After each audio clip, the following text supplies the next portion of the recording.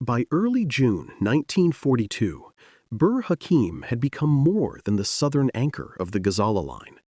It had become a test of endurance under conditions that would have broken many positions long before the final assault arrived. General Marie-Pierre Koenig and the Free French garrison were surrounded by heat, dust, mines, wire, artillery fire, air attack, and the constant pressure of an enemy who needed the position removed. Rommel's wider battle depended on movement and supply, and Bir Hakeim stood in the way of both. The box at the edge of the desert had become a stubborn point of resistance, and the men inside it were proving that a remote defensive position could influence the rhythm of an entire armored campaign. If you would like to move beyond the podcast, you can see my available books at militaryauthor.me. And at trackpads.com, you will find magazines and galleries with hundreds of thousands of photos and videos to explore. A siege in the desert did not look like a medieval ring around stone walls. It was a shifting pressure around trenches, weapon pits, minefields, gun lines, vehicle hides, and supply dumps dug into harsh ground. The Free French did not possess a fortress in the grand sense. They possessed preparation, discipline, fields of fire, and the determination to make every approach costly. The perimeter had to be defended in several directions because the enemy could probe, bombard, bypass, or attack from angles that changed with the larger battle. The garrison's world narrowed to what could be seen from observation posts, heard in the distance, or reported through strained communications. Koenig's task was not simply to inspire the defense, but to manage a fighting system under siege. He had to preserve ammunition, control anti-tank guns, position artillery, maintain communications, watch water supplies, coordinate with British command, and keep the garrison organized as pressure increased. A commander in such a position could not rely on one dramatic act. He had to make hundreds of practical decisions that kept the box functioning. Where should guns be shifted?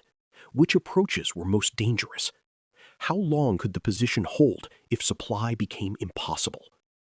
At Bir Hakeim, leadership meant turning isolation into order before isolation turned into collapse.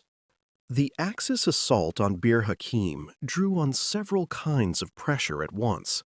Artillery could pound known positions and suspected gun sites.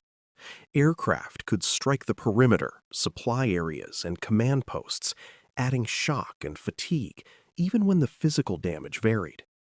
Tanks and infantry could test the minefields, probe for weak points, and force the defenders to reveal their weapons. Engineers had to deal with obstacles if a direct assault was to succeed. The goal was not only to destroy the garrison's material strength, but to exhaust its nerves, disrupt its organization, and convince the defenders that continued resistance served no useful purpose. The Free French answer was to make the position expensive. Mines slowed movement and forced attackers into more predictable routes.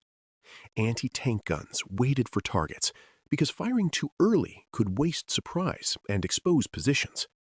Artillery and infantry weapons added depth to the defense, turning the area around the box into a dangerous zone rather than a simple boundary line. The defenders could not match Axis mobility in the open desert, but inside their prepared perimeter, they could make mobility less useful. That is one of the paradoxes of armored warfare. Tanks dominate movement until mines, guns, and determined infantry force them to fight on terms chosen by the defender. Heat and thirst became enemies as real as the Axis formations outside the wire. Water was never just a comfort in the desert. It was a measure of how long men could think, work, fight, and survive. Every container, ration, vehicle, and medical need became part of the calculation. Dust entered weapons, engines, lungs, and eyes. Men had to endure bombardment while physically worn down by climate and fatigue. In this kind of battle, endurance was not a sentimental word. It was a combat function. A thirsty, exhausted gun crew still had to identify targets, load, aim, fire, and survive the return fire.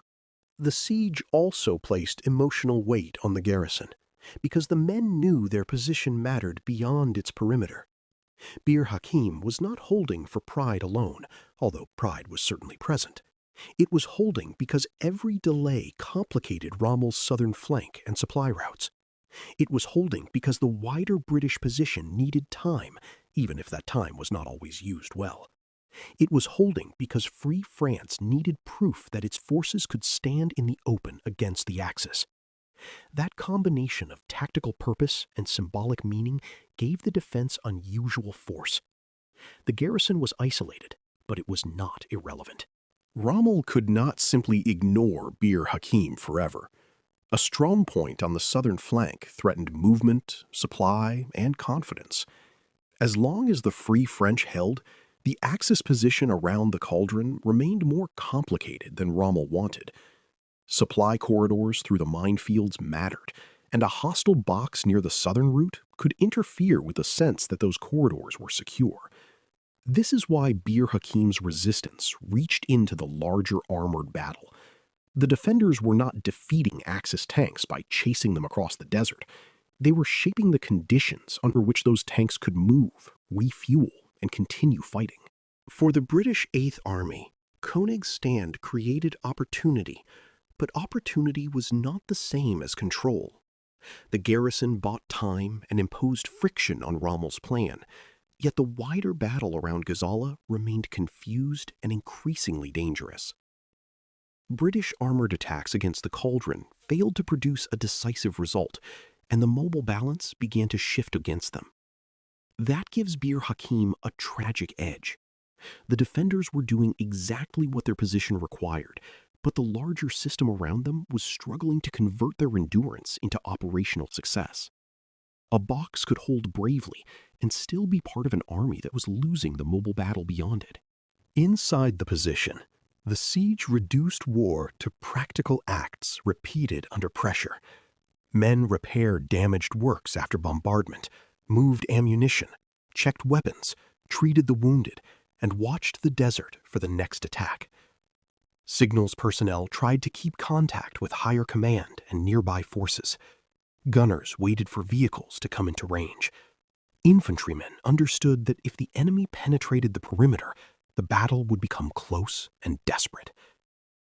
Nothing about this required invented speeches or theatrical scenes. The reality itself was severe enough. Men at the end of a long defensive line, holding because their continued resistance still had meaning. The attacks and bombardments did not erase the garrison, but they did narrow its options. As pressure increased, supply became harder, water more precious, and relief less certain. A defended box could be prepared to fight all around, but it could not remain effective forever if cut off from replenishment. That was the harsh logic Koenig had to face. Holding was valuable, but holding too long could risk the destruction or capture of the force. The problem was not whether the garrison had fought well. It had.